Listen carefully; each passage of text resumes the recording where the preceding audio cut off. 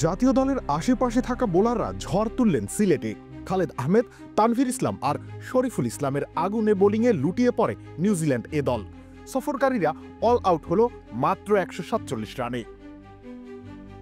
তারুণ্য নির্ভর নিউজিল্যান্ড দল জাতীয় দলের অভিজ্ঞতায় ভরপুর বাংলাদেশ দল।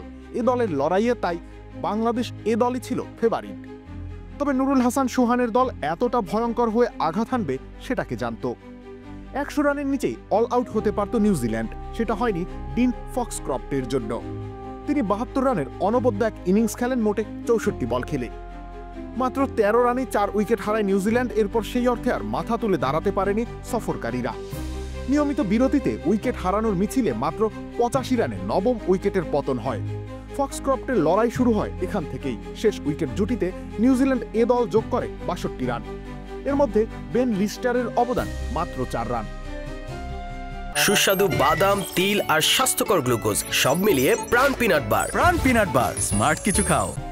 এর আগে নিউজিল্যান্ডের ব্যাটাররা দাঁড়াতেই পারেনি বাংলাদেশের শক্তিশালী বোলিং লাইনআপের সামনে। ওপেনার রিজ মারিউ দলের হয়ে 42 রান করেছেন, মানে মারিউ আর ফক্সক্রফট মিলে করেন 114 রান। বাকি সবাই মিলে করেন 24 রান। অতিরিক্ত খাত থেকে আসে 9 রান। শেষ পর্যন্ত ডিন ফক্সক্রফটের ব্যাটে ভর করে স্কোরকে 100-এর ওপর টেনে নিয়ে যায় নিউজিল্যান্ড। একাদশে বাংলাদেশ এ দলের সবারই আন্তর্জাতিক অভিজ্ঞতা রয়েছে। সেই তুলনায় নিউজিল্যান্ড দল বেশ আনকোড়া। মোটে 3 কি 4 জন এর আগে খেলেছেন আন্তর্জাতিক ক্রিকেট। তাই বাংলাদেশ দলের একচ্ছত্র আধিপত্য প্রত্যাশিতই ছিল। তবে প্রত্যাশিত বোলিংয়ের পর অপেক্ষা বাড়ান ফক্সক্রফট। রবিউল ইসলাম রনি, খেলা 71।